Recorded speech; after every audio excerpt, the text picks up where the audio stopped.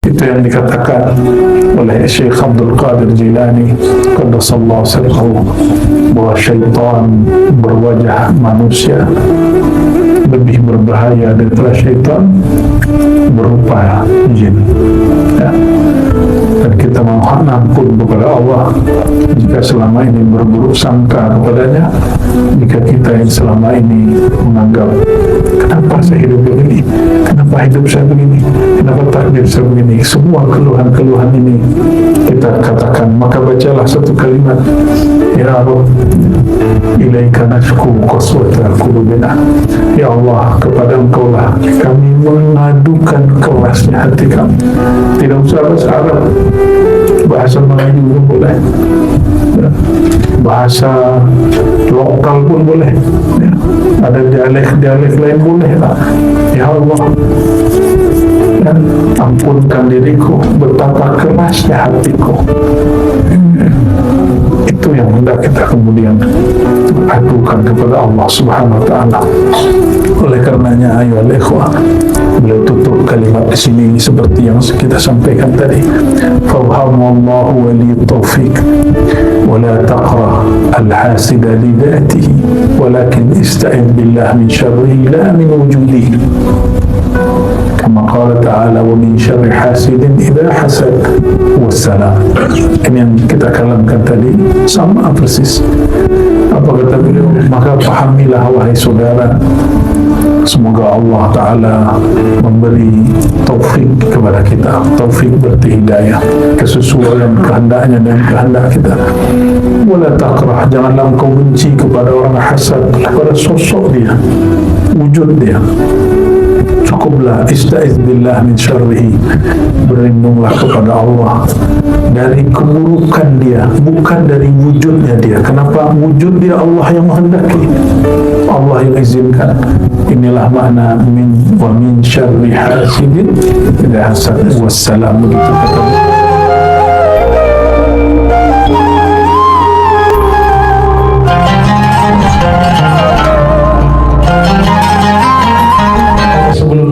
sebagai tanda syukur kepada Allah karena Allah bimbing kita untuk membicarakan ini sesuai dengan sanad ilmu silsilah yang kita peroleh dari guru-guru yang sampai kepada Nur Sayyidina Muhammad sallallahu alaihi wasallam.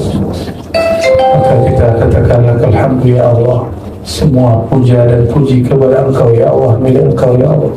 Dan yang paling sempurna memuji Engkau adalah Sayyidina Muhammad sallallahu alaihi wasallam. Maka beliau disebut Ahmad.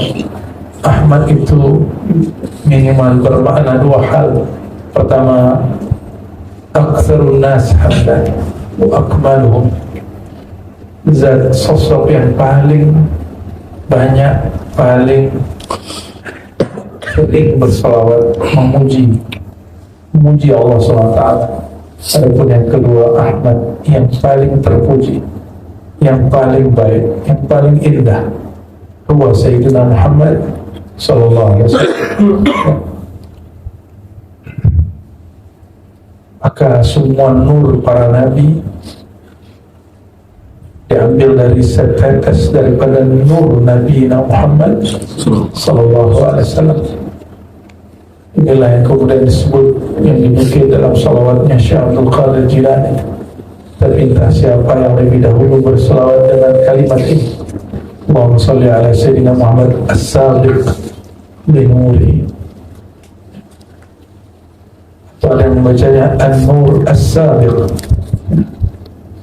Semoga Allah sampaikan salawat dan salam kepada nur yang telah lebih dahulu daripada semua makhluk. Bahkan semua makhluk diambil dari nur Nabi Muhammad sallallahu alaihi wasallam. Dan ini kajian Nur Muhammad, tapi yang ringannya, ya, orang cakap kajian ini kajian berat, tidak. Ini ringan sekali. Coba katakan Muhammad Nurullah, coba cek. Sudah selesai. Sayyidina Muhammad, salah satu namanya, hakikatnya adalah Nur Allah. Apa dalilnya? Surat An-Nur ayat 35. Allahu nurus samawati wal ardh mathalu nurihi kamishkatin fiha misbah. Kenapa boleh kita buka? Karena ayatnya terang benderang. Kecuali ayatnya ini sir, maka kita pun sirkan kajiannya. Karena ayat ini zahir, kita zahirkan kajiannya. Oh, ada orang tuduh ini kajian majusi. Yes, ada. Ya. Siapa yang mengatakan ini kajian majusi? Jika ini kajian majusi, katakanlah ayat ini ayat majusi. Ya. Sayyidina Abdullah bin Abbas dan murid-muridnya sepakat mentafsirkan ayat ini. Allahu nurus samawati wal ardh, kita sebut nur Allah. Mathalu nurihi, perumpamaan nurnya, ay nur Muhammad sallallahu alaihi wasallam. Ini kalam daripada Sayyidina Abdullah bin Abbas dan murid-muridnya, yaitu Sa'id bin Jubair. Dan tidak mungkinlah sahabat ini dan juga murid dari sahabat ini berkalam, mentakwil, mentafsir sesuatu yang di luar ajaran baginda Nabi Muhammad sallallahu alaihi wasallam. Jadi apa dalil nur Muhammad? Kalimat kedua, nur kedua yang ada pada lafaz mathalu nurihi, ay nur Muhammad sallallahu alaihi wasallam. Dan ini diterangkan dengan baik oleh Sayyidina Qadhi Iyad dan juga pengarang kitab Asy-Syifa, ya. Dalam kitabnya ya Imam Qadhi Iyad, beliau mengatakan nur al-awwal nurullah, nur tsani nur Muhammad sallallahu alaihi wasallam. Nah, kita lihat kitab yang ditulis oleh Imam Abu Bakar Al-Banani. Beliau ini salah satu ulama yang bernaqsyabandi dan juga bersyazili, dan kemudian mentajidid sendiri tariqahnya. Likulli mursyidin tajdid. Setiap mursyid itu ada tajdidnya. Itulah mursyid yang ada sir di dalam kalbunya. Maka apapun dapat jadi zikir, apapun dapat menjadi nur. Tapi jika hanya ahli tukang hitung tasbih, maka ditambah sedikit zikirnya, dia kata ini sudah melanggar kata guru kita. Kurangi sedikit, dia bilang ini sudah modifikasi. Tidak begitu. Semua imam, semua syekh, mursyid terdahulu, mereka tambahkan, mereka kurangi. Bagian apa? Bagian furu, cabang daripada amalan. Tapi usul, pokok, asal dari amalannya tidak ditambahkan, tidak dikurangi. Berkatalah Imam Abu Bakar Al-Badani Asy-Syazili An-Naqsyabandi Al-Muhammadi, Nabiyuna sallallahu alaihi wasallam huwa awwalul mawjudat ruhan wa jawhara. Nabi Muhammad SAW adalah yang pertama mawjud, baik ruhnya ataupun zatnya, jauharnya.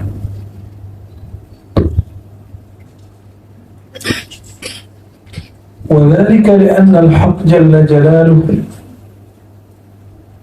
karena Allah Ta'ala tatkala lamma nazara ila al-qulub, tatkala melihat kepada inti kolbu dari semua makhluk, alima annahu la yaqdiru ahadun minal makhluqat ala ifradil kidam ma'anil hudus illa qalbu Sayyidina Muhammad SAW. Tatkala Allah memandang qalbu semua alam, jadi tidak hanya qalbu manusia, Allah pandang qalbu malaikat, qalbu hewan, bahkan sebenarnya tumbuhan-tumbuhan itu ada qalbunya.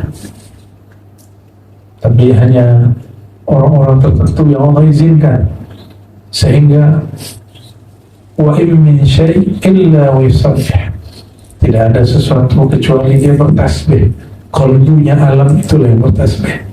Dari semua yang bertasbih, tidak ada yang mampu memikul makna kemakrifatan kecuali Sayyidina Muhammad sallallahu alaihi wasallam. Khassallahu jaharahu bi awwal fitrah, ya. Maka Allah kemudian berikan kekhususan kepada Sayyidina Muhammad SAW sejak sedari awal ia diciptakan, maka bolehlah sebut beliau itu mahal zuhur tajalli tabaraka ta'ala, yang paling sempurna, objek yang paling sempurna Allah jadikan sebagai tempat ia mengenalkan dirinya, karena yang lain tiada sanggup menerima amanah kemarifatan dari Allah Subhanahu wa ta'ala. Dan kita beruntung semua tuan-tuan, kita dijadikan umat Nabi Muhammad sallallahu alaihi wasallam. Tiada yang kebetulan, semuanya sudah diatur oleh Allah Subhanahu wa ta'ala. Kenapa orang-orang berwajah seperti itu, berwajah yang tidak wajah Arab, tapi Arab makhluk. Allah jadikan umat Sayyidina Muhammad sallallahu alaihi wasallam. Tubuh ini hanyalah kendaraan. Jika dia sudah lama dipakai, dia mulai rusak. Betul ya? Mulai rusak. Lambungnya mulai rusak, ususnya mulai rusak, parunya mulai rusak, jantungnya mulai terganggu. Itu normal, karena dia kendaraan. Kendaraan jika 10 tahun dipakai, mulai dia rusak. Ini sunnatullah badan. Maka rehatnya badan jika dia mati, maka jangan minta panjang umur, minta saja berkah umur. Minta saja berkah umur. Sayyidina Muhammad SAW umurnya hanya 63, tapi perubahan yang ia buat sama dengan seluruh nabi yang ada. Dari Nabi Adam sampai Nabi Isa lebih kurang 6.000 sekian tahun. Nabi Muhammad SAW hanya 63 tahun, dan itu sama, bahkan lebih sempurna. Kenapa? Beliaulah sahibul barakah. Fatabarakallah ahsanul khaliqin, itulah Sayyidina Muhammad SAW. Maka sungguh berkah Allah Ta'ala yang menciptakan sebaik-baik makhluk, yaitu Sayyidina Muhammad SAW. Ada yang baca ahsanal khaliqin, sebaik-baik yang mencipta, tapi ada ulama kita baca ahsanul khaliqin, sebaik-baik yang dicipta. Sebaik-baik yang dicipta oleh Nabi Muhammad SAW, maka Allah, karena ia zat yang paling baik mencipta, maka disebut ahsanul khaliq, sebaik-baik yang mencipta. Kenapa? Karyanya adalah Sayyidina Muhammad sallallahu alaihi wasallam. Maha karya inilah yang kemudian dibahasakan dengan ahsanul khaliqin, sebaik-baik yang mencipta. Sayyidina Muhammad SAW dalam surah Al-An'am kita sering membaca, tapi sudah dalam sirat lafaz yang lain ya. Beliau mengatakan wa bidzalika umirtu wa ana awwalul muslimin, surah Al-An'am ayat 163. Seakan ini ada simbolnya 163 yang cocok lagi, yang cocok, yang untuk menghafal yang nikmat kan. Dia yang satu, dia yang paling utama pada umurnya 63. Cocok lagi ya? Cocok, tapi betul. Apa kata beliau? Dengan itulah umirtu, aku diperintah.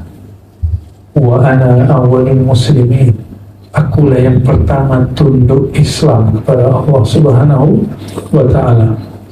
Jadi ini oleh ulama kita secara mutlak, roh beliau, jauhar zat beliau yang pertama menyembah Allah Subhanahu wa ta'ala. Wa ma khalaqtul jinna wal insa illa liya'budun. Tiadalah aku cipta jin dan manusia, tidak hanya kita, jin dan manusia, illa liya'budun, kecuali untuk mengenal aku. Mana ada orang ya, yang waras, yang berakal, menghormati, menyembah sesuatu yang dia tidak kenali. Maka syaratul ubudiyah ta'rifatul ma'ruf. Jika syarat menyembah, syarat sholat bagi ahli fikih adalah wudu, maka Maka syarat menyembah Allah adalah ma'rifatul ma'bud, mengenal yang disembah. Jadi ahlullah, kalangan ahli ma'rifat, beda dengan ahli fikih. Ahli fikih hanya berbicara zahir, itu sudah benar, tapi tidak sempurna kebenarannya. Kebenaran syariat hanya dengan hakikat, karena dua ini tidak boleh berpisah. Berpisah maka maknanya tidak sempurna. Syariat tidak diberikan hakikat, yang tiada makna. Seperti orang yang sangat mudah mengatakan I love you, aku suka kamu, aku cinta kamu, ya, tapi tidak ada makna. Maka hakikat itulah yang kemudian Nabi Muhammad SAW kemudian ajarkan, ya, hakikat engkau dicipta liya'budu, liya'rifuni, supaya mereka mengenal aku. Dan pagi hari yang sebelumnya, hari kemarin kita menyebutkan malamnya bahwa mengenal Allah yang pertama kali adalah mengenal nama. Maka kenalilah nama Allah Subhanahu wa ta'ala, bukan nama yang ditulis di Asmaul Husna, yang ada di dinding, di kaligrafi, yang ada di kanvas, tapi nama Allah yang terukir di dalam qalbu. Ya, itu yang mesti ditahu, dan itu mesti ditalqin. Carilah guru yang dapat mentalqin.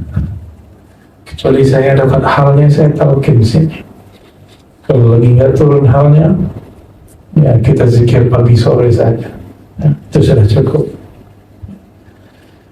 Jadi beliau mengatakan apa? Akulah yang pertama menyembah, karena akulah yang pertama mengenal Allah Subhanahu wa ta'ala. Akulah yang pertama mengenal zat yang disembah. Dari rasa Nabi Muhammad SAW terbitlah nur, dari nur itu terbitlah kita semua. Oleh karenanya jika ada manusia, ada jin, mereka keluar dari jalan kemakrifatan mengenal Allah, maka dia sedang keluar dari jalur sunnatullah fitrah pada dirinya.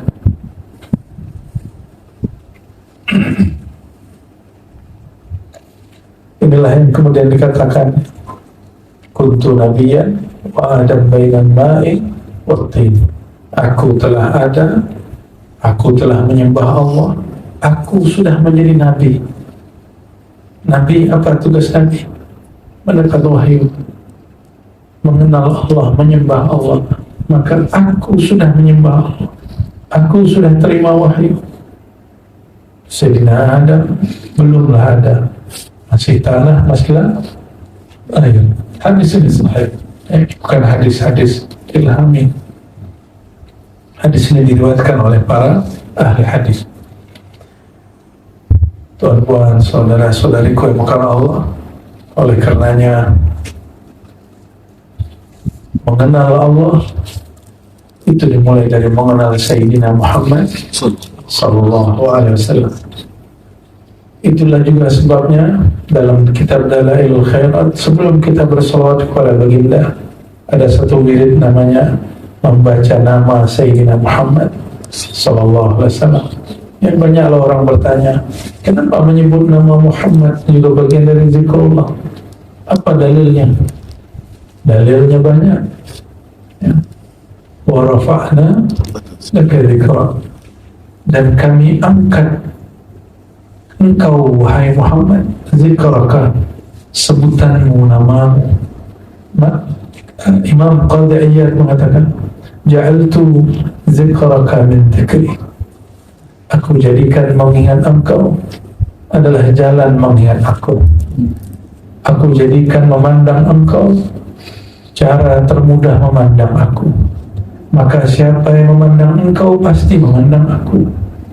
Siapa yang mengingat engkau pasti dia ingat akan aku. Itulah makna hadis Ibnu Majah. Man khairun nas, man awliyaullah, siapakah orang terbaik, manusia terkasih di sisi Allah? Depan baginda sallallahu alaihi wasallam, man idza dzukirallah, orang yang jika engkau pandang dia, maka memandangnya membukakan jalan bagimu untuk memandang Allah. Orang yang jika engkau kenang, maka mengenang dia membukakan jalan untuk mengenang dan mengingat Allah Subhanahu wa ta'ala. Inilah yang disebut Ar-Rabitah Al-Kubra, Rabitah yang agung, yaitu mengenang Sayyidina Muhammad sallallahu alaihi wasallam. Dengan dasar itulah maka maulid tidak hanya dendang suara yang bagus, tapi mesti wajib juga ada yang mensyarahkan walaupun sedikit tentang sifat baginda Nabi Muhammad sallallahu alaihi wasallam. Dan kami biasa untuk memahami nur Sayyidina Muhammad SAW biasa melazimkan satu salawat yang disebut salawat nur zati, salawat yang diijazahkan Sayyidina Abul Hasan Al-Ash'ari, salah satu yang diijazahkan salawat-salawat kemakrifatan. Allahumma salli ala Sayyidina Muhammad an-nur al-dhati was-sirr al-sari fi jami' al-asma'i was-sifat. Ya Allah, limpahkanlah kasih sayang Kau kepada Nabi Muhammad SAW yang disebut an-nur al-dhati, nur zat, nur zat. Selain Nabi Muhammad SAW itu nur sifat, nur asma, nur af'al. Beliaulah nur zat. Selain beliau pasti dialiri oleh sirnya, wasirris sari, dari sir yang mengalir pada dirinya, yang mengalir pada alam semua. Maka tiadalah engkau memandang satu alam, satu tempat, kecuali di sana ada sir al-Muhammadi, sir nur daripada Nabi Muhammad sallallahu alaihi wasallam. Atas dasar itu tidaklah usah seorang pecinta Rasulullah SAW meminta lagi, ya Allah beri aku mimpi Rasulullah. Kenapa? Engkau pandang alam, engkau pandang dirimu, di sana ada mengalir sir Sayyidina Muhammad SAW.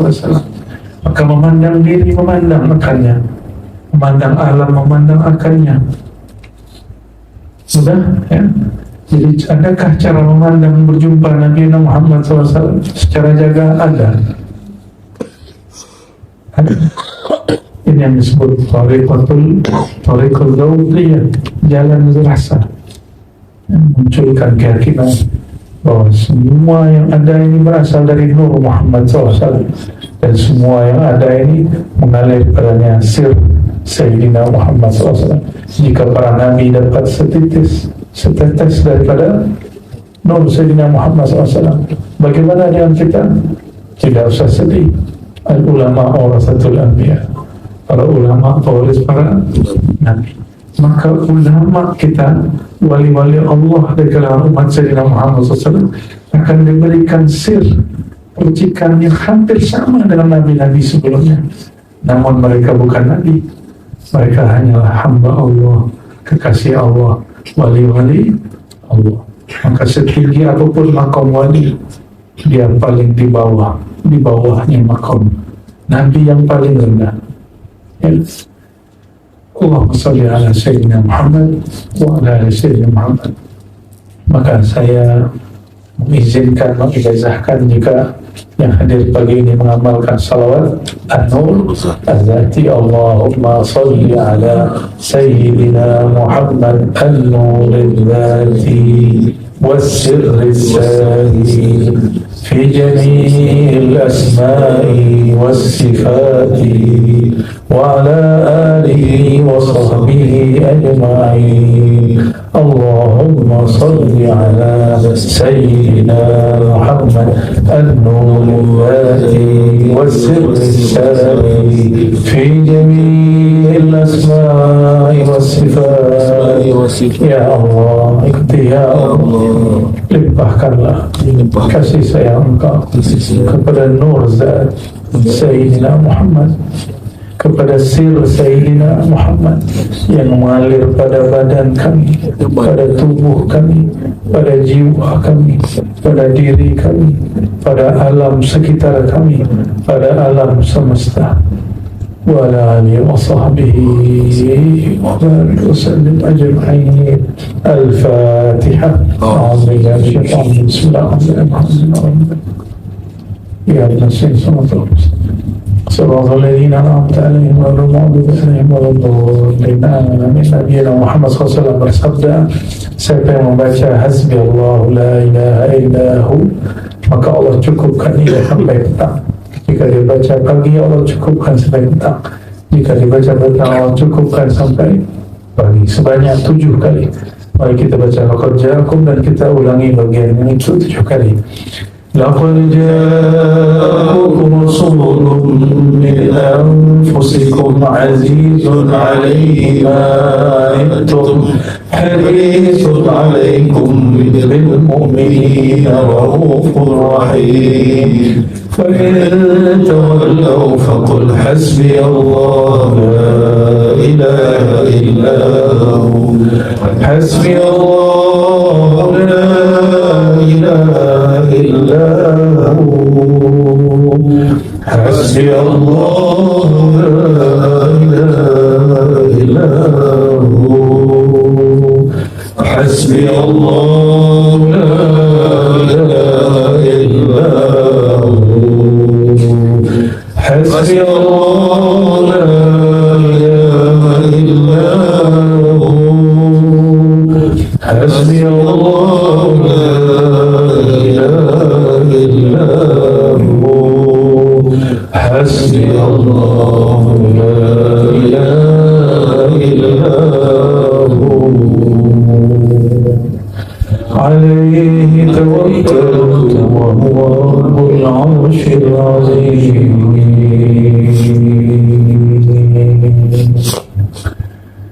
صلى الله على محمد صلى الله عليه وسلم. صلى الله على محمد صلى الله عليه وسلم. صلى الله على محمد صلى الله عليه وسلم. صلى الله على محمد صلى الله عليه وسلم. Subhanakallahumma wa bihamdika asyhadu an la ilaha illa anta astaghfiruka wa atubu ilaik. Mohon maaf salah dan kurangnya. Assalamualaikum warahmatullahi wabarakatuh. Syukur kepada Allah yang menjadikan baik dan buruk dalam pandangan manusia, tapi sebenarnya dalam pandangan hakikat Allah Subhanahu wa taala itu anugerah semata. Kam min mani'in haqiqatuhu apa, betapa banyak sesuatu yang ia larang, bahkan ia melarangnya, tapi sebenarnya ia sedang memberi. Maka berkalamlah Ibn Athaillah Iskandari, al-man'u ainul ata, larangan Allah itu pada hakikatnya Allah sedang memberi. Jika Allah menahan satu nikmat, Allah sedang memberi nikmat yang lain. Jika kita disakiti dalam satu hal, maka kita sedang diberi kesenangan dalam hal yang lain, dan itu di saat yang bersamaan. Inilah makna inna ma'al usri yusra. Sesungguhnya bersamaan kesusahan, kepayahan itu ada kejayaan, kemudahan. Syukur ini tidaklah sempurna kecuali kita kembali bersolawat kepada Zat yang paling banyak diuji dan ditempa dengan sesuatu yang kita sebut cobaan, dugaan, cabaran, ujian, dan lain sebagainya. Asyadun nas bala'an al-anbiya summa alladhina yalunahum summa alladhina yalunahum. Orang yang paling banyak dicoba, orang yang paling banyak diberikan cabaran, ujian adalah orang yang disebut para nabi, dan nabi yang paling tinggi adalah Nabi Muhammad SAW. Maka otomatis umat yang paling banyak diuji pun umat Nabi Muhammad SAW. Nah, inilah yang akan menjadi tajuk kita, topik kita, maudhu'. المحاضرة في هذا الليل المبارك إن شاء الله. Suaranya jelas kembali ke belakang? Jelas tak? Jelas ya, Alhamdulillah. Sebelumnya mari kita kirimkan suratul Fatihah untuk Sayyidina Muhammad sallallahu alaihi wasallam dan semua para sahabat, bahkan para nabi, semua para wali Allah dan semua guru-guru mulia, wabil khusus Sayyidina Syekh Abdul Qadir Jilani, Qutb Rabbani, Abdul Hasan Syazili, Muhammad Bahaidin Shah Naqshbandi, Sayyidina Syatari, Sayyidina Rifai, Sayyidina Idrisi, Sayyidina Salmani, Sayyidina Ahmad Sirhindi, Sayyidina Khalidi. Untuk semua mereka, lahumul Fatihah. A'udzu billahi minasy syaithanir rajim. Bismillahirrahmanirrahim. Alhamdulillahi rabbil alamin. Arrahmanir rahim. Maliki yaumiddin. Iyyaka na'budu wa iyyaka nasta'in. اهدنا الصراط المستقيم صراط الذين أنعمت عليهم غير المغضوب عليهم ولا الضالين آمين. Kalau baca siratal ladzina an'amta alaihim wasal, lanjut, jangan wakaf ya. Kalau wakaf ulang dari awal. Itu qiraah kita, qiraah Imamuna Asim diriwayatkan oleh Sayyidina Hafiz. Di siratal ladzina an'amta alaihim, jika tuan-tuan berhenti ulang dari awal. Kenapa? Karena coba pandang mushaf, itu ada tulisan la di atasnya, lam alif, artinya tidak boleh wakaf, tidak boleh wakafnya, mesti wasal.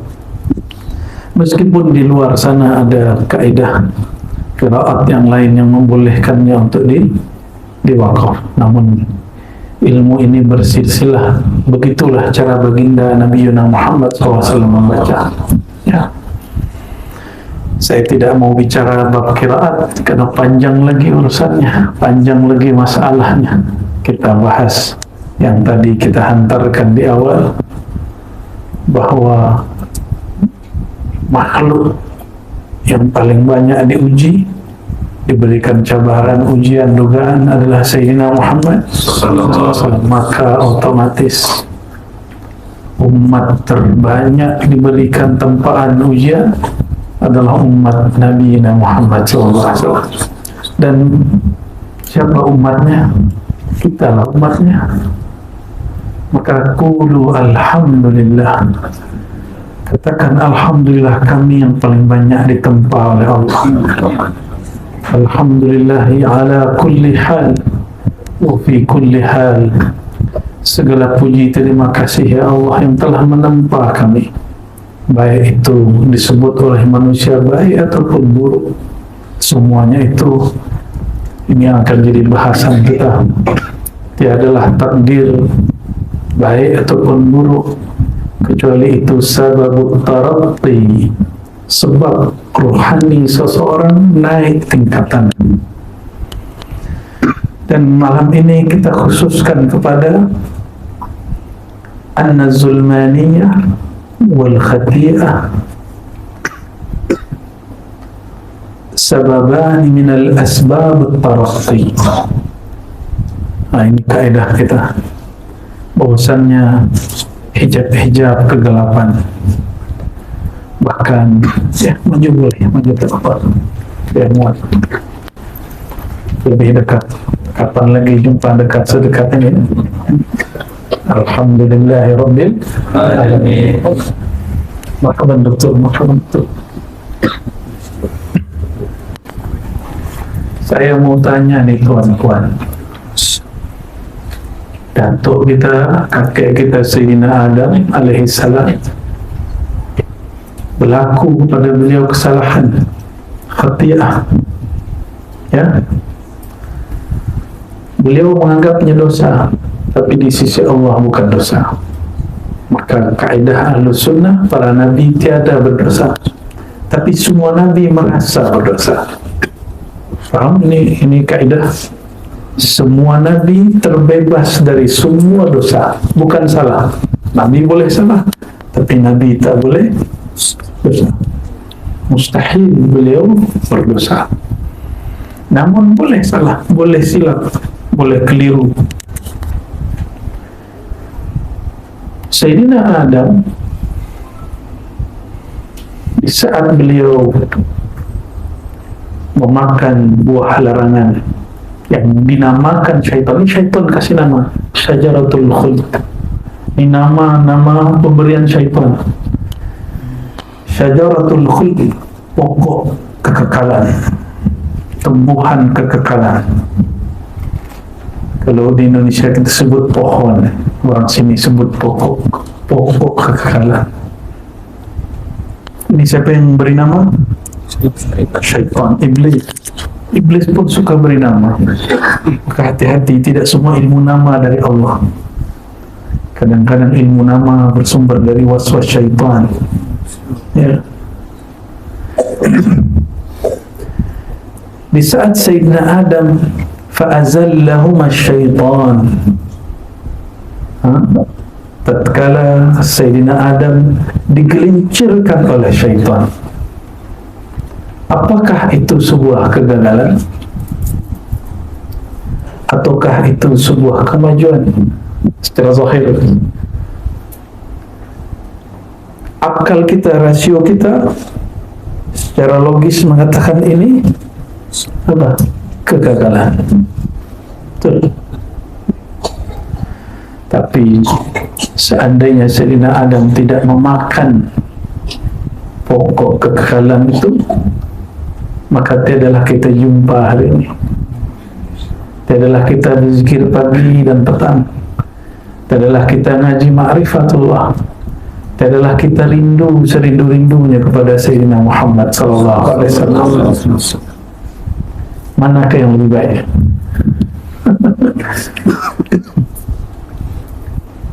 Oleh karenanya, inilah kaidah khati'atu Adam sababun lit-taraqi. Ini kaidah, tolong dipegang.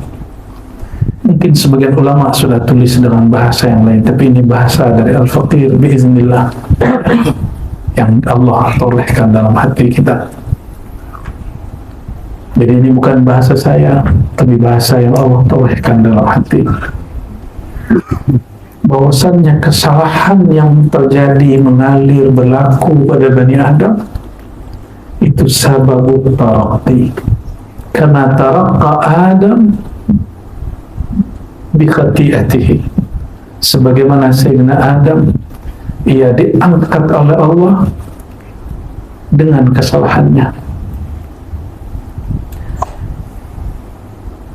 Laula al-khati'ah ma wasala as-salik ila Allah.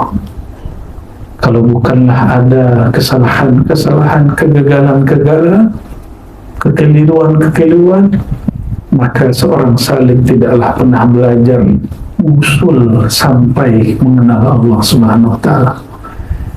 Oleh karenanya syaitan senang, aku berhasil menggelincirkan Adam. Tapi di mata Allah, Allah pun senang. Inilah saat hambaku, kekasihku Adam belajar tentang aku, belajar lebih banyak tentang kekasihku Nabi Muhammad SAW. Maka jika ada orang faham tentang Sayyidina Adam, dia tiadalah menghujat dan membenci Sayyidina Adam. Yang menghujat Sayyidina Adam hanya Bani Israel, tapi setelah Sayyidina Musa kasih ajar, mereka faham. Dahulu kata Sayyidina Musa, Nabi Musa tahu Nabi Allah Adam masih hidup secara rohani, maka rohani dia jumpa. Nah, pertemuan rohani ini sebagaimana para nabi boleh bertemu dengan nabi yang lain, maka seorang wali boleh jumpa dengan rohani wali. Itulah makna al-ulama warasatul anbiya. Kama iltaqa arwahul anbiya bil anbiya, Al-taqa warasatul anbiya bi warasatul anbiya. Ini kaidah juga, tolong dipegang ya. Sebagaimana jumpa ruhaniah para arwah para nabi dengan arwah para nabi, maka arwah para wali pun jumpa dengan arwah para wali. Kaidah ini bukan mahal jidal, bukan untuk diperdebatkan. Ini hanya untuk dilalui dan dirasakan. Jika Tuhan tidak merasakan, tidak usah juga debat ya. Wala taqafu ma laysa laka bihi ilm. Jangan engkau kemudian berpandangan, berpendirian, berfaham terhadap satu hal yang kau tidak faham ya. Ini alhamdulillah kawan-kawan kita, saudara kita di Brunei ya, belum pernah ziarah ke Syarif Ali, padahal itu jid mereka. Saya ajak ke sana. Alhamdulillah, biiznillah, Allah izinkan beberapa orang ini dipertemukan ruhani dan rohani. Alhamdulillah Rabbil Alamin ya. Bukan berarti kita ini wali Allah, tapi kita ini pecinta wali. Syukur-syukur kita diangkat jadi wali Allah Subhanahu wa ta'ala. Amin Rabbal Alamin ya. Kita tidak boleh merasa diri kita ini orang yang bernilai di sisi Allah ya. Hati-hati di situ. Kecuali idza ghalaba 'alaika tajalliyatul jamaliyah, idza ghalabat 'alaika tajalliyatul jalaliyah. Jika cahaya jalalnya memancar membahana, barulah tanpa disadari, tanpa mampu menguasai, baru keluarlah kalimat-kalimat itu. Sebagaimana Sayyidina Muhammad SAW mengatakan, ana sayyidu waladi Adam wala fakhr. Akulah raja di raja, penghulu, pemimpin semua umat manusia, tapi bukan sombong, tapi tanda syukur kepada Allah Subhanahu wa ta'ala.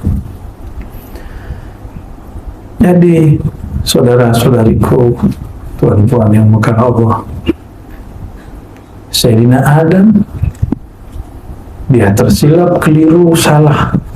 Salahnya itu asbab dia bermakrifat kepada Allah Subhanahu wa ta'ala. Kalau kita mau cari salah orang, ada salah orang. Nah, Sayyidina Adam saat jumpa dia tanya, ya Rabb, ketemukan aku dengan Nabi Allah Adam, kakekku. Maka jumpalah dia. Di saat jumpa, Sayyidina Adam bertanya, Sayyidina Musa bertanya. Inilah dalil bahwa dialog arwah dengan arwah boleh terjadi, orang hidup dengan mati boleh terjadi. Ini dalil Sahih Bukhari. Hai Adam, kakek kami ya, engkaukah ini orangnya ya, yang menyebabkan kami terusir dari surga? Apa jawaban Sayyidina Adam? Ternyata Sayyidina Adam lebih cerdas. Oh, ini Nabi yang katanya dapat berkalam-kalam dengan Allah, tapi tidak faham bahwa yang berlaku padaku adalah bagian dari takdir kehendak Allah. Fahaja Adamu Musa. Maka Sayyidina Adam berhujjah, mengalahkan hujjah Sayyidina Musa ya. Bagaimana tidak? Wa 'allama Adam al-asma' kullaha. Semua asma' ada pada Sayyidina Adam, semua hujjah ada pada Sayyidina Adam.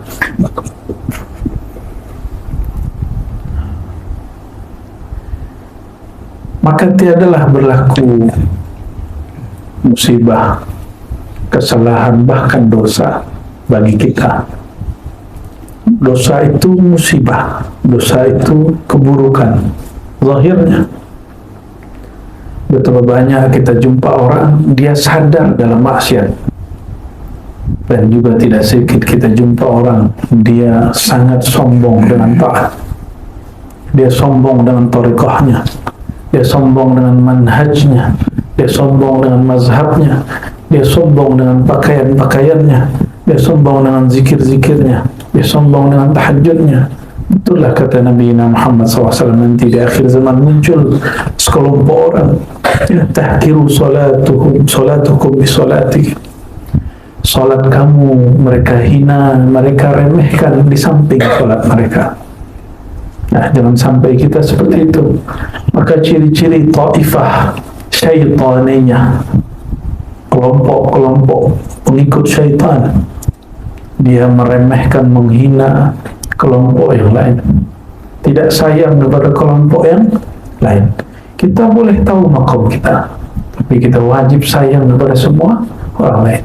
Kalau Tuhan ini tahu makomnya tinggi, bolehlah. Tapi semakin tinggi orang, semakin kenal dia kepada Allah, semakin dia dekat kepada dan menyatu dengan nur daripada Rahman dan Rahimnya Allah Subhanahu Wa Taala. Dan Allah paling sering menyebut Rahman dan Rahim, karena itu adalah isi daripada nur zatnya Allah Subhanahu Wa Taala. Ini ada satu kitab supaya kita dapat berkah. Walaupun secara tema sudah cukup tadi, tapi kita ambil, ternyata adakah bahasan serupa dalam kitab-kitab turas, kitab-kitab kuning, tapi kitabnya sudah tidak kuning, ya, masih gundul berbahasa Arab, bukan bahasa Melayu. Ditulis oleh Maulana Al-Imam Al-Qutub Abu Bakar Al-Bannani, ya. Judul kitabnya Bughyatus Salik. Di ribat kita sekali sebulan buka kitab, ya. Masih bagian awal-awal kalau di ribat. Di sini saya langsung lompat ke pasal 74.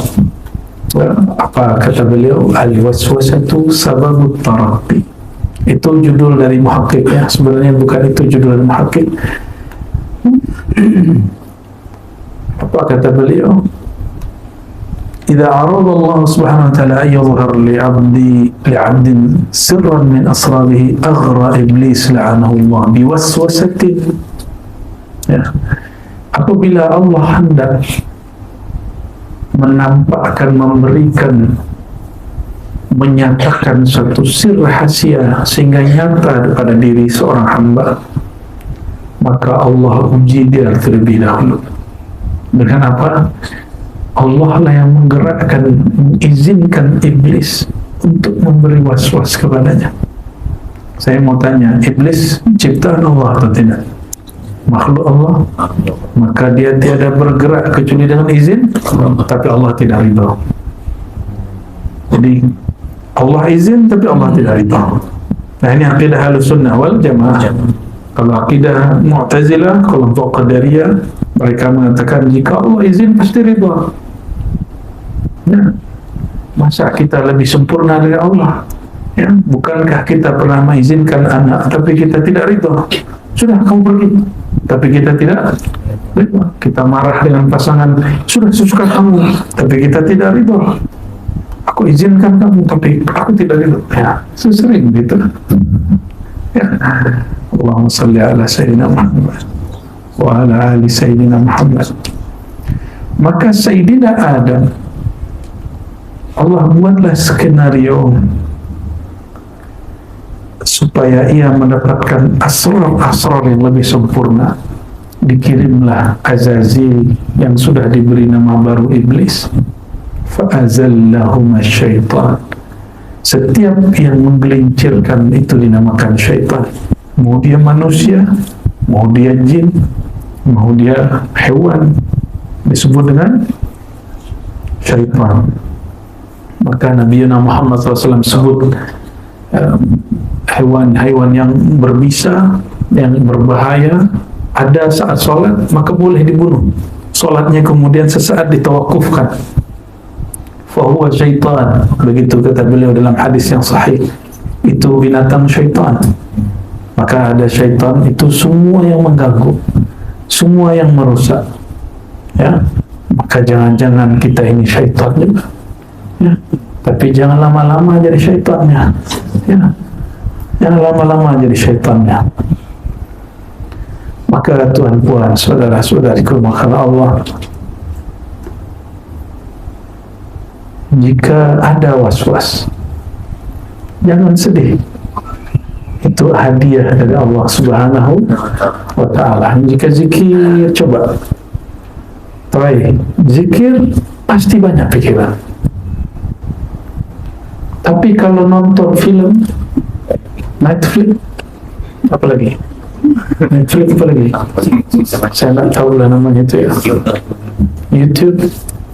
Wow, fokusnya Masya Allah. Wala tufakir syai'an illa ma ra'aita. Engkau tidak pikirkan kecuali yang engkau lihat. Betul ya? Namun jika Allah sedang mengizinkan kita memandang kepada YouTube-nya kolbu, film yang dari kolbu, maka Allah kirimlah syaitan mengganggu fikiran supaya kolbu tidak aktif, supaya channel ini tidak hidup. Ya, itu. Nah, disitulah banyak murid-murid gagal. Dia pikir, wah, sepertinya zikir guruku tidak keramat, seperti guruku bukan wali. Dia bukan wali, gurunya yang dia salahkan. Dia yang diganggu syaitan, gurunya yang dia kata-katai. Ya. Allahumma salli ala Sayyidina Muhammad. Maka ada murid, diujilah, murid sadiq dan murid kadhib. Na'udzubillah min dzalik. Semoga kita jadi murid yang sadiq, murid yang sesuai lahir dan batinnya, murid yang tidak patah, putus semangat, putus asa di saat diganggu oleh syaitan. Maju terus, ya, zikir terus.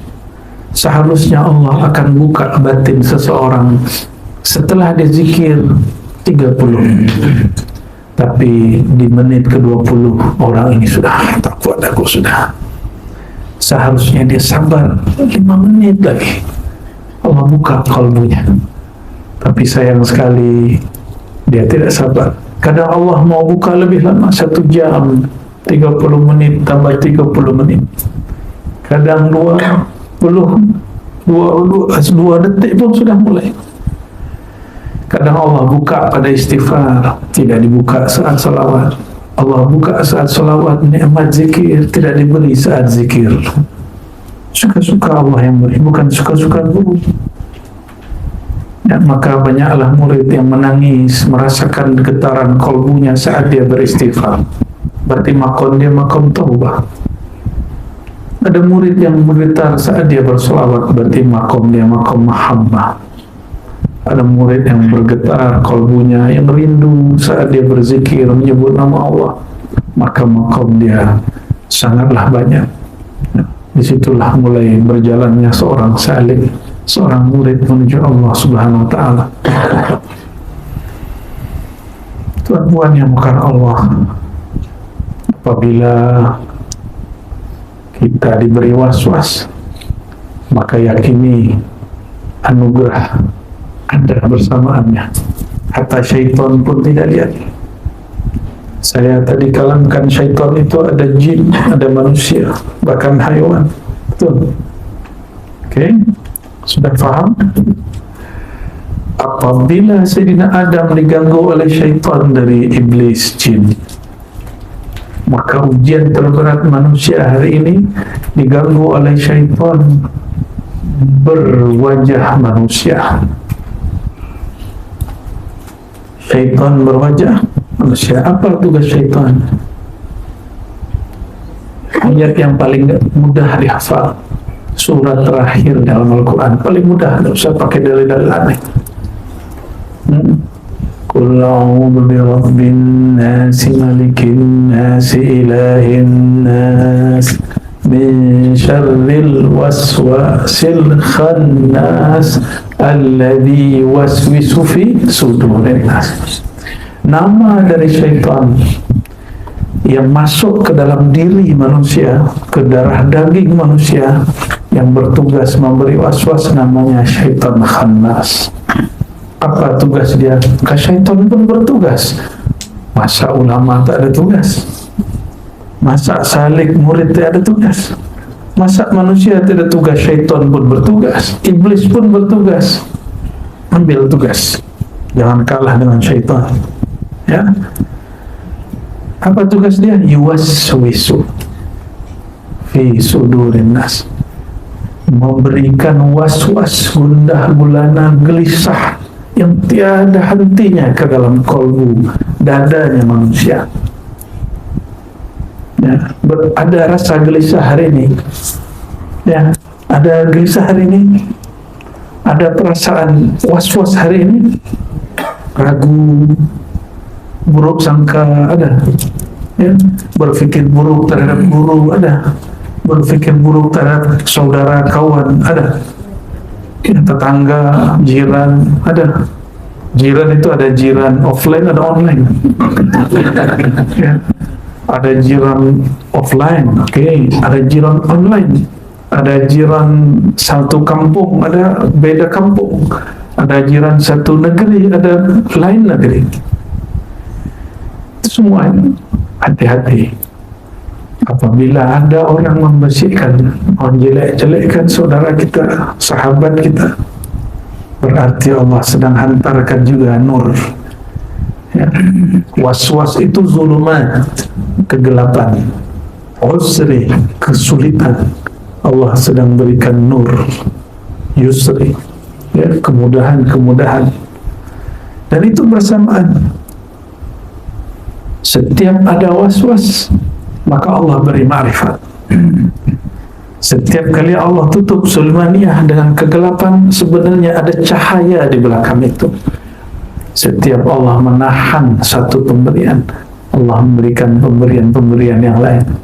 Allah tahan seseorang sukses dalam berusaha, ternyata Allah sedang ingin dia tahajud di malam hari, dia berzikir pagi dan petang, dia silaturahim kepada guru-guru dan ulama, dia minta doa kepada masyayikh, dia ziarah kepada kubur-kuburan orang soleh, dia ihsan kepada orang tuanya, dia menyapa tetangganya. Ternyata Allah ada mau. Itulah cara-cara Allah. Karena seseorang apabila dia selalu di atas angin, selalu dia senang, dia jumpa orang, dia remehkan. Saya tahu isi rekening dia, saya tahu isi dompet dia. Palingnya orang ni, orang ekonominya low, lemah ini. Jumpa lagi, ilmunya sedikit, thariqah tidak benar, maka Allah berikanlah itu. Orang yang sombong dengan thariqahnya, Allah cabut nikmat zikir dan wiridnya. Orang yang sombong dengan hakikatnya, Allah cabut nikmat rindunya bertuhan kepada Allah Subhanahu wa ta'ala. Orang yang suka cari-cari kesalahan orang lain, maka Allah tutup mata batin dia membaca aib dirinya sendiri. Ini hati-hati ini. Ini sudah mulai ini doktor zamannya. Jangankan kalau dulu Ahlus Sunnah lawan Wahabi, sebentar lagi bahkan mungkin sudah mulai sesama ulama Ahlus Sunnah saling mengata-ngatai. Ya, Ahlus Sunnah yang ahli kalam mencari keburukan Ahlus Sunnah yang sufi. Para sufi ahli tarekat pun meremehkan ahli kalam. Ahli kalam mengatakan, sesatlah kau wahai sufi. Kata sufi, hei zindiklah kau wahai ahli kalam. Sama itu. Orang tak bernasab nuduh orang bernasab, orang bernasab sombong dengan nasabnya. Nauzubillah min dzalik. Ini sudah mulai sesama Ahlus Sunnah. Maka saya baru ingat 2020 awal pandemi, salah satu wali Allah yang misterius berkalam kepada saya, engkau nanti lihat Ar-Razi. Tidak semua orang Ahlus Sunnah itu benar-benar Ahlus Sunnah. Itu hanya klaim, hanya aku Ahlus Sunnah, aku thariqah, aku sufi, aku asy'ari, aku syafi'i. Tapi batin dia belum. Aku berthariqah, saya thariqah fulan, saya thariqah ini, thariqah itu. Itu hanya yang aku. Padahal jalan ini jalan menghabiskan keakuan. Dulu mungkin berlawan dengan Wahabi karena suka jidal, debat, ya. Sekarang sepi, tidak ada debat, maka cari kawan sendiri debat. Kawan sendiri debat, walaupun hanya beda thariqah, hanya lain daripada mazhab dan manhaj. Dan sebentar lagi ini ilmu yang diajarkan betul ini, Al-Razi ini akan dibatalkan orang sesama Ahlus Sunnah ini. Ya, tentang martabat 7, zikir talqin, al-haqiqah Muhammadiyah normal akan dimulai dibatalkan sesama Ahlus Sunnah. Padahal ini bukan bab akidah, ini bab zauq, bab rasa. Ya, kenapa ahli akidah begitu kemudian ingin mencari kesalahan? Karena salah baca. Ini bukan bab akidah, ini bab rasa. Jika Tuhan tidak mengalaminya, tidak usah juga dibahas. Ya, tidak sampai rasa kepada Nabi Muhammad, sudah cukup katakan yang pertama Allah cipta adalah air, suka-suka, ya. Karena bab yang disebut asal muasal bukan bab akidah, itu disebut dengan bab ontologi, ilmu bidayah, ya. Yang wajib itu ilmu akidah, bab iman, ya. Orang berdebat siapakah yang lebih dulu cipta, Nur Muhammad kah, Aras kah, air kah, tidak masalah, ya. Hakikah Muhammadiyah kah, Nur Muhammad, tidak ada masalah, itu dzauq, ya, zasa. Karena hadisnya pun beragam. Awwalu ma khalaqallahu al-qalam. Yang pertama Allah cipta adalah al-qalam. Ada hadisnya Imam Tirmidzi, hadis hasan. Ada riwayat lain dari dhaif, awwalu ma khalaqallahu al-aql. Yang pertama Allah cipta akal. Ada lagi hadis, awwalu ma khalaqallahu nura nabiyyika Jabir. Yang pertama Allah cipta nur Nabi Jabir, hadis Abdul Razak. Tapi dalam naskah yang ada hari ini tiada itu teks.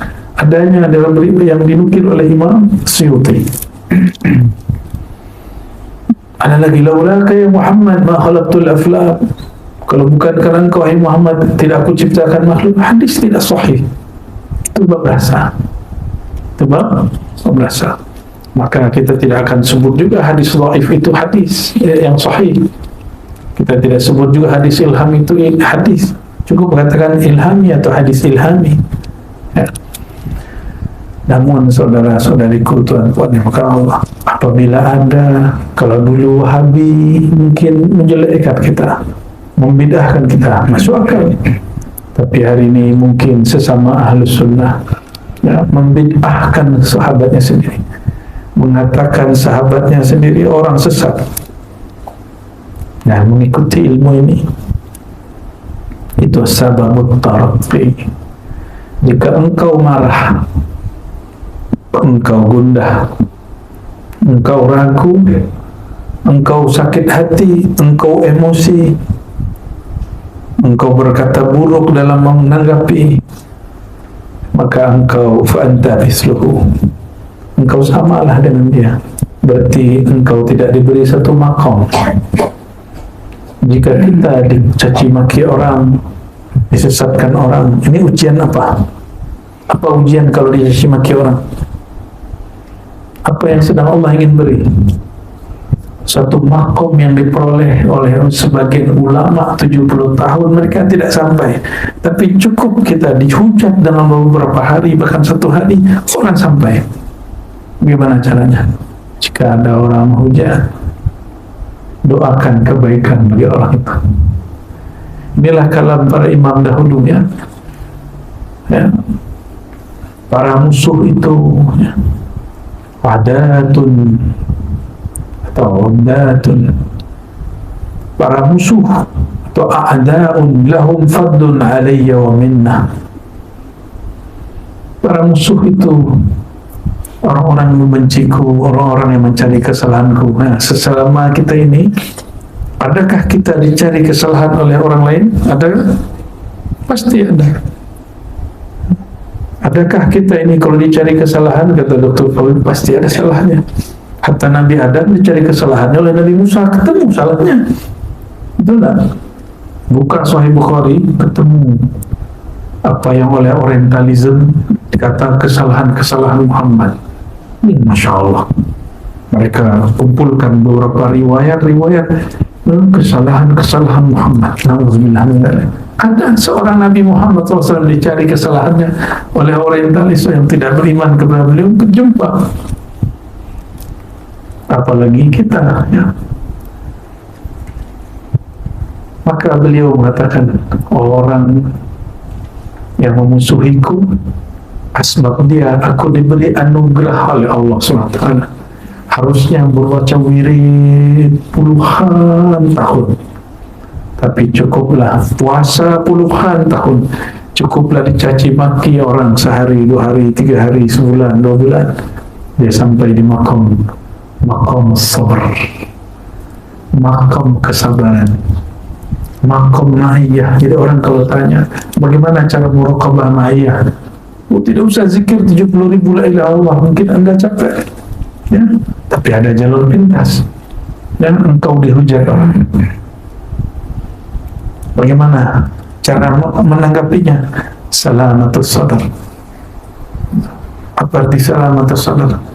Tidak membiarkan ada kata-kata buruk masuk dan muncul dari dalam diri, ya. Jika kita memunculkan apalah itu orang, jika kita mengatakan dia lebih alim daripada aku, jika kita mengatakan tariqah dia tidak sahih, ya, tidak satu level, berarti kita menumbuhkan sombong. Tapi jika katakan alhamdulillah ada orang menegurku, tiadalah ada orang menegurku kecuali dengan izin dari Allah SWT. Itulah tuan-tuan. Jika syaitan iblis menggoda Sayyidina Adam dengan izin Allah, maka jika ada orang hasad, iri, dengki kepada kita, itu dengan izin Allah. Ridha. Jika kita ridha, kita naik lagi makom yang lebih cepat lagi dari sabar kepada ridha. Itu lama sekali, karena banyak orang sabar tidak ridha. Betul kan? Perempuan ini khususnya, ya. Tuan-tuan ini lah asbab tuan-tuan ini. Perempuan itu nggak sabar, tapi tidak ridha.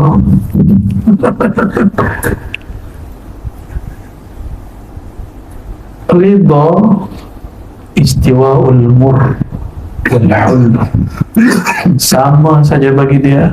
Takdir buruk, takdir baik, rasa bertuhan dia tidak berkurang, tidak berubah, malah dia tambah rindu kepada Allah Subhanahu wa Ta'ala.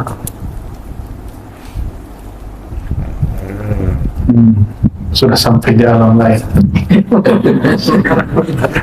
Lelah hayati. Allahumma salli ala sayyidina Muhammad.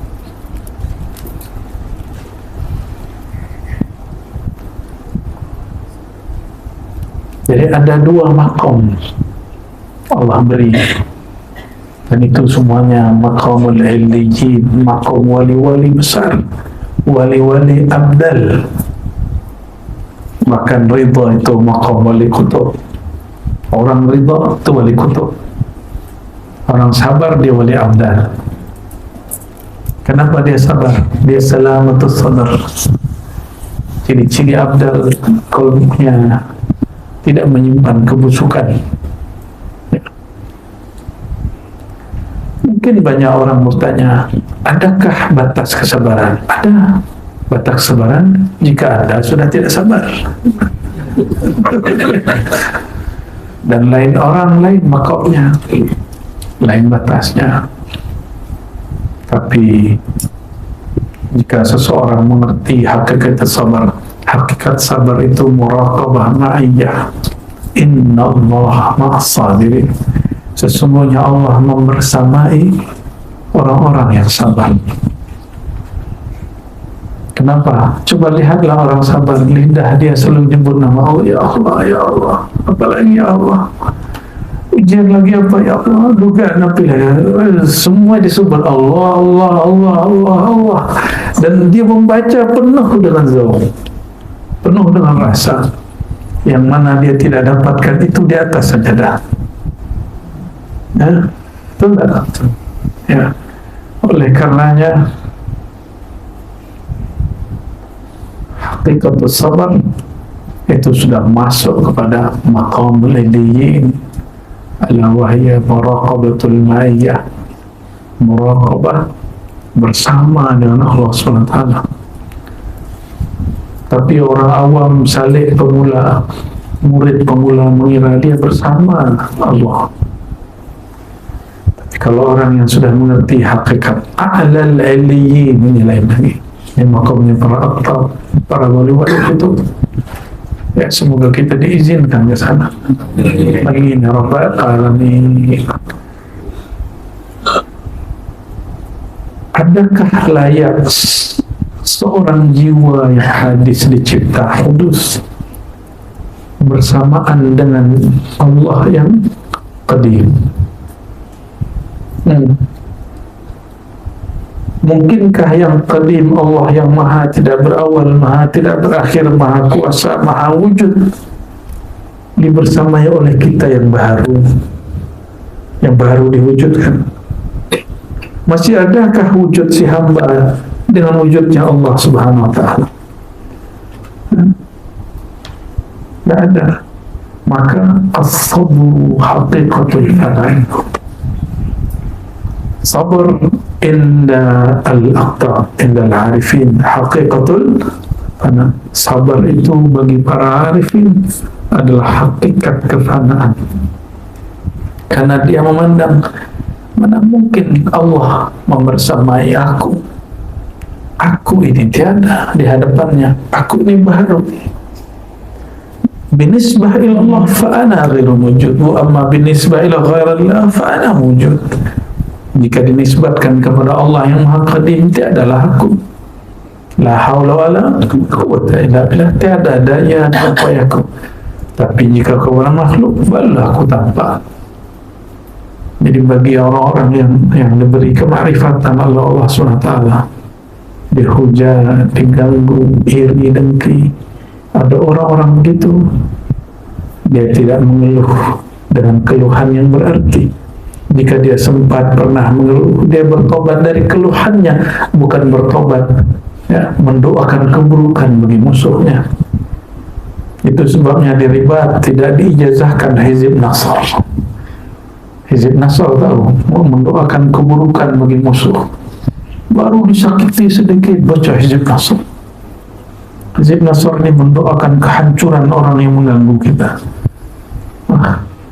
Sesama muslim masih bersyahadat didoakan, ya. Saya pun dulu mengamalkan begitu, tapi sudah tidak mengamalkan itu hanya untuk perang terhadap orang zalim.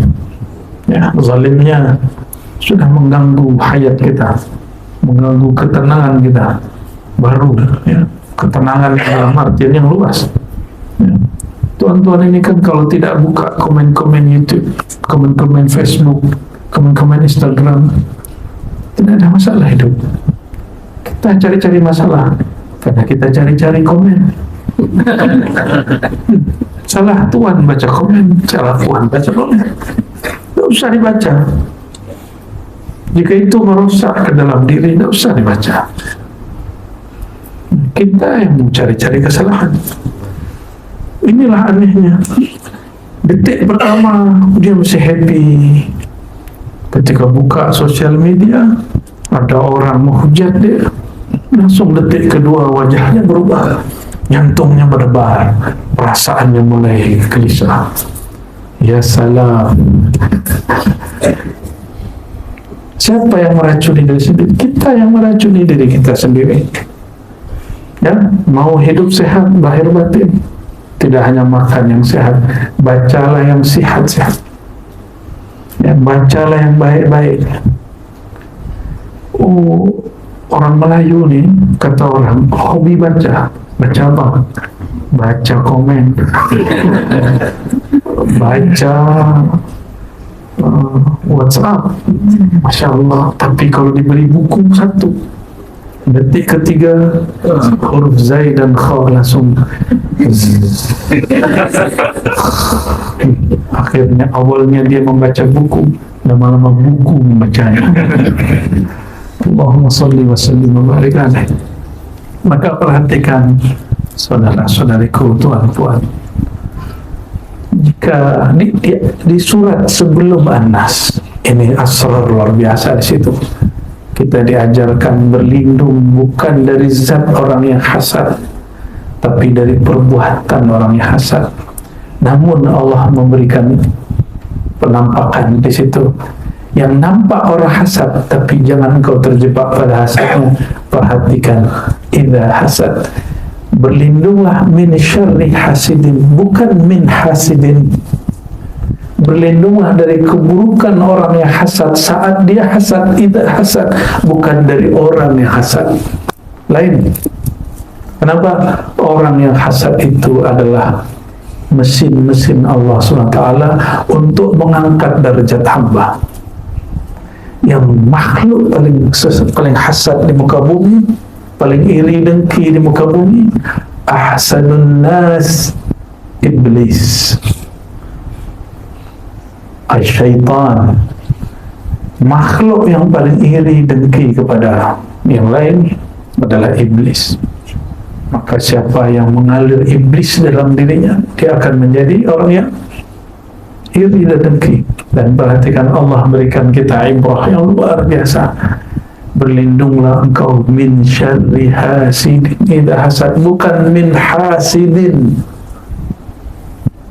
Apa bezanya min syarri hasidin dengan min hasidin? Min syarri, dari keburukannya orang yang hasad, karena kullun nas hasidun. Setelah saya melihat-lihat, ya, kontemplasi, melihat ke dalam diri, ke semua, ternyata semua manusia itu hasad. Semua manusia hasad, tiada manusia yang tidak hasad. Apalagi jin, bahkan malaikat pun ada hasadnya. Tapi hasad itu ada dua, la hasada illa fitnatain. Maka ada dua hasad yang dibolehkan oleh Allah SWT. Rajulun atahu Allahu malan fatasaddaq bihi ana al-laili wa ana an-nahar, wa rajulun atahu Allahu ilman atau Qur'anan yatluhu ana al-laili wa ana an-nahar. Orang yang diberi harta, dia berbagi siang dan malam. Siang dan malam secara zahir waktu, tapi secara batin, zahir, orang yang memberi sedekah siang itu orang yang punya materi. Orang yang bersedekah malam, orang yang bersedekah nur kepada orang lain, bersedekah ilmu kepada orang lain. Ini penjelasan Al-Imam Al-Hakim At-Tirmidzi, ya. Ana al-laili wa ana an-nahar, malam dan siang. Malam ahlullah, siang itu orang punya harta. Malam menunjukkan dia punya nur dalam dirinya, itu yang dibagi-bagi. Makanya kita hormat kepada dermawan ilmu dan dermawan harta, ya, kita hormat kepada mereka. Semoga Allah memberkahi mereka, amin ya rabbal alamin. Dan yang itulah yang disebutkan, ya, orang yang diberi ilmu, beri Quran, dan dia membacanya siang dan malam. Allahumma shalli ala sayyidina. Maka ulama kita menyebut hasad yang positif, yang ijabi, disebut dengan ghibtah. Bahasa Arabnya apa? Ghibtah. Saya pernah bahas ini, tapi sudah lama sekali. Ghibtah itu lainnya dengan hasad yang salbi, iri dengki. Iri dengki, kita iri kepada saudara kita, dan kita mengangankan nikmat Allah hilang dari dia. Kita angankan Allah kemudian mentakdirkan buruk kepada dia. Itu namanya iri dan dengki yang negatif. Itu hasad syaitani. Hasad syaitani. Ada hasad yang tidak syaitani, hasad yang tadi zulmani, ada hasad nurani, hasad nur. Itu yang tadi. Kita melihat orang kaya dan kita ingin kaya seperti dia supaya kita dapat beramal seperti dia. Kita lihat orang kaya beramal, Masya Allah. Kalau orang kaya, maka dia suka berbagi, dia suka bantu orang, dia tenang beramal, dia bolehlah haji umrah sering-sering, dia bolehlah ziarah jauh-jauh, dia bolehlah berguru kepada syekh dari manapun. Maka kita berangan-angan, semoga saya diberi kekayaan Allah sehingga saya boleh juga seperti itu. Itu namanya ghibtah. Apa sebutannya? Ghibtah. Menginginkan apa yang didapat orang yang dapat nikmat, tapi tidak mengangankan keburukan bagi mereka. Paham? Betul semua kita orang hasad, tapi ada hasadnya hasad gelap, kegelapan syaitan. Ada hasadnya hasad nuraniyah, hasad cahaya Allah Subhanahu wa ta'ala.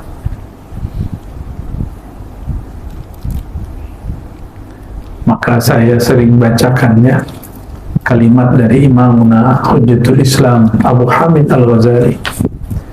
Kullu ni'matin mahsudah, kullu man'umin mahsud. Setiap nikmat pasti diirikan, didengki orang. Maka setiap orang diberi nikmat pasti orang iri. Karena nikmat itu ada materi, ada imateri. Maka semua orang pasti ada yang iri. Baik irinya dengki syaitani ataupun iri dengki zulmani. Hati-hati kawan, saudaraku. Ini banyak orang takut dicaci. Akhirnya dia tidak buka majelis. Nah, berarti dia gagal. Dibentak sedikit, dihadang sedikit, dimob sedikit oleh orang yang hasad pada dia. Yang hasad kepada ilmu, ulama. Yang hasad kepada dai-dai. Yang hasad kepada guru-guru. Yang hasad kepada mursyid-mursyid. Yang hasad kepada orang thariqah. Sebagaimana yang hasad kepada politikus, politisi juga. Yang hasad kepada orang berniaga juga. Betul tak? Tidak mungkin ya, ulama hasad kepada umara. Mungkin tak? Mungkinkah orang berniaga hasad kepada ulama? Tidak connects ya, tidak relevan. Nah, apa ciri-ciri gagalnya seorang alim dengan taklimnya? Jika ada orang berkalam kepadanya, engkau ni buka-buka rahasia Allah, engkau buka ilmu rahasia, orang awam tak faham. Nanti sesat orang awam. Justru ilmu itu dibuka supaya orang awam tidak sesat, tidak salah faham. Akhirnya takut tutup kitab. Ya sudahlah. Padahal orang ini yang menegur dia tidak faham kitab itu. Kalau kita hitung-hitung tuan-tuan, semua kitab ulama itu orang awam tidak faham. Betul-betul. Kitab mata Nabi Syuja, antum paham? Itu fikih paling basic. Siapa paham? Ya, saya khatam alhamdulillah. Ya, ngaji kepada masyayikh di Mas. Tahu kitab Tadribur Rawi, tahu kitab Tadribur Rawi? Saya tahu, saya buka. Itu kitab, bukan kitab asal. Akidah Sunusiyah, tahu? Pernah dengar? Ummul Barahim pernah dengar? Mungkin yang pernah di Azhar paham, yang pernah pondok paham, ya. Tapi orang awam paham tak? Kenapa kitab itu diajarkan? Sifat 20. Karena diganti nama dengan sifat 20 orang paham. Tidak ada yang menolak. Padahal sifat 20 itu ilmu hakikat tertinggi. Kenapa boleh orang kemudian mengatakan, oh sifat 20 tak apa, nah, tidak masalah. Kalau itu tidak boleh, itu ma'rifat, itu hanya untuk dia tidak tahu. Kita sedang beritahu, dia tolak. Nah, maka seorang alim, seorang dai, dia diuji. Dia diuji dengan kalam-kalam seperti itu. Ya, betul. Jangan buka-buka sembarang. Bagi saya buka sembarang itu jika dia membukanya tanpa dalil dan manhaj. Tapi jika dia buka dengan dalil dan manhaj, dengan qiyas yang tepat, insya-Allah orang awam paham. Orang awam tidak lagi berprasangka. Dahulu orang awam takut belajar tasawuf. Sekarang semua menikmati tasawuf. Alhamdulillahirabbil alamin. Justru ulama yang takut. Yang merasa ulama dia takut. Ya, semoga penyakit-penyakit dengki ini bersih dari kalbu ulama. Amin ya rabbal alamin. Karena ulama kalau iri dengki maka dia jadi ulama su. Maka dia syaitan berjubah ulama. Karena yang iri dengki itu hanya syaitan. Iri dengki yang zulmani, yang gelap. Ya. Sayyidina Adam tiada iri dengki kepada dirinya kecuali nurani, nur. Sedangkan iblis dalam dirinya ada iri dengki, dan itu iri dengki yang zulmaniyah, gelap. Maka siapakah yang kita ikut? Kakek kita Nabi Adam atau kakek syaitan? Azazil, na'udzubillah min dzalik. Maka lihatlah ya dalam Al-Quran, ya surat Thaha misalnya ayat 122. Ketika Sayyidina Adam tergelincir ya, Tapi Allah kemudian pilih dia. Summa jtabahu rabbuhu fataba alaihi wa hada. Lalu Allah ijtabahu, itu berarti ada ujian padanya. Dalam memilihnya itu ada ujian berlaku pada dia. Itu ijtabah. Beda dengan ikhtara. Ijtabah, maka ada proses filter, proses pembersihan yang Allah lakukan pada hak Sayyidina Adam. Summa jitaba, dan Allah guna kalimat summa menunjukkan tulis zaman, lamanya Sayyidina Adam ditempa oleh Allah SWT sehingga dia terpilih. Fataba alaih, maka Allah menerima taubatnya. Wahada, dan ia memberi hidayah. Di mana letak hidayah? Di dalam qalbu. Berarti yang Allah siapkan pada Sayyidina Adam qalbunya. Maka orang-orang yang mewarisi nur Sayyidina Adam sampai hari ini, dia mengajarkan ilmu qalbu. Semoga kita dapat nurnya, amin ya rabbal alamin. Dan dikatakan dalam surat Shad pada hak Sayyidina Daud. Sayyidina Daud pun diuji. Ya, Sayyidina Daud ini sudah punya istri 99, masih juga mau nambah satu lagi. Ya. Wa inna lahu indana la zulfa wa husna ma'ab. Setelah diuji, dia faham sesungguhnya baginya Daud di sisi kami la zulfa, makom yang sangatlah dekat, wa husna ma'ab, dan sebaik-baik tempat untuk kembali. Itu Sayyidina Daud. Semua diuji, ada yang tidak diuji. Jika tidak mau diuji, jadi syaitan lah, jadi iblis lah. Mau diuji, selamat jadi manusia. Welcome to be human. Ya, betul bahasa Inggris ya. Marhaban bi an takuna insana. Selamat engkau menjadi manusia. Maka mulai detik ini, mulai malam ini, jangan lagi mengeluh terhadap apa yang berlaku daripada takdir Allah.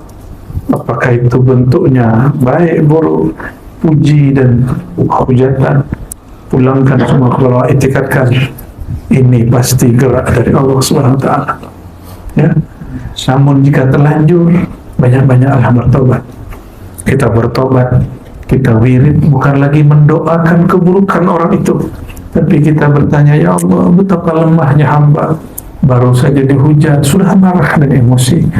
Ya Allah, betapa penuh penyakitnya diri ini, penuh penyakitnya batin dan nyawa ini, jiwa ini. Sedikit disulut kemarahan, aku kemudian marah, aku kemudian membalas.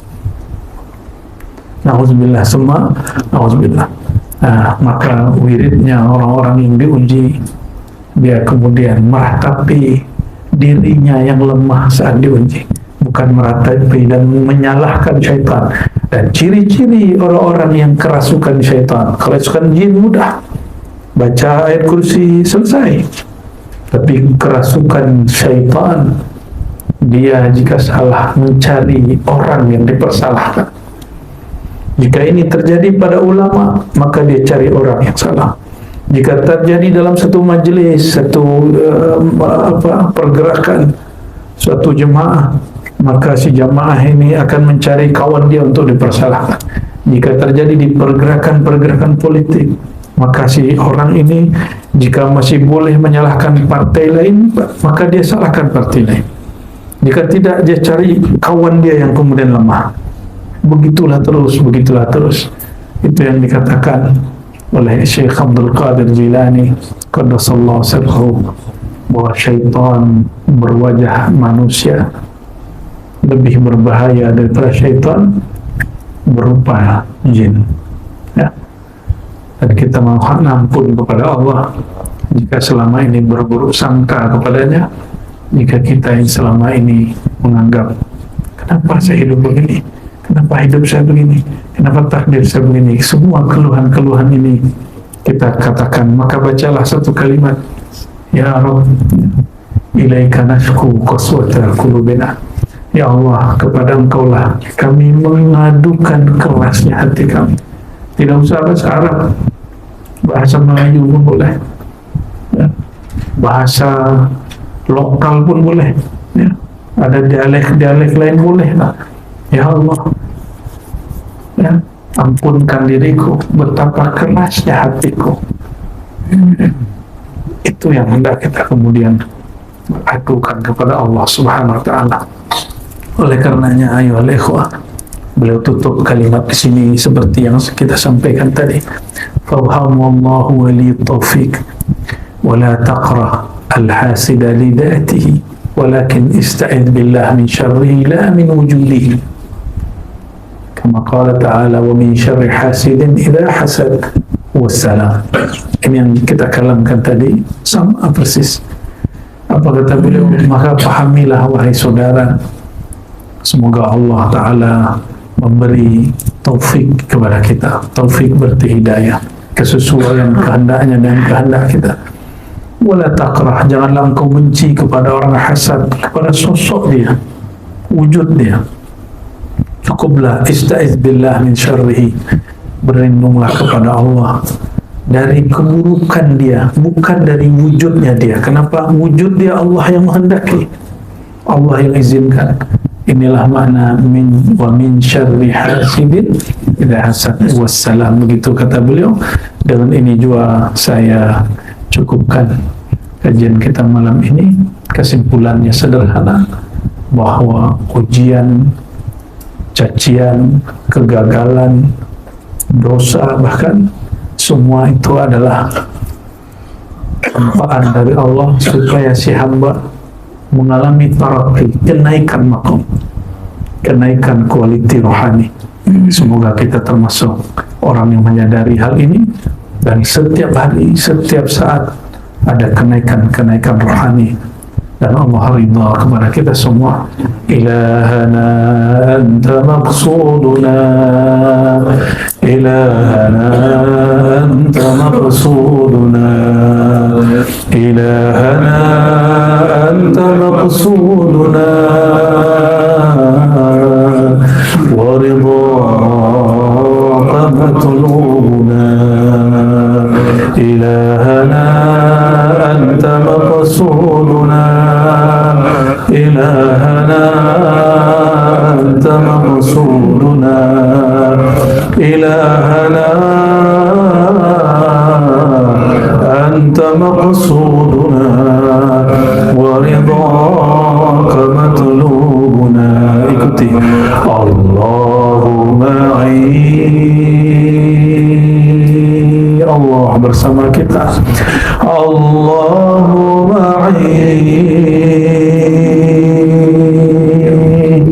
Allahumma Allah bersama kita, bersama dalam susah kita, bersama dalam senang kita, bersama dalam lalai kita, bersama dalam ingat kita, bersama dalam ilmu kita, bersama dalam jahil kita, bersama dalam nikmatnya, bersama dalam ujian cabaran, bersama di saat kita jaga, bersama di saat kita tertidur, bersama dan selalu bersama. Tapi tiadalah hamba jika zat yang maha qadim bersamanya. Allahumma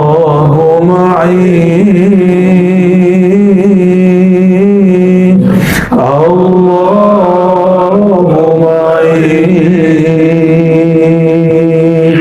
Allahumma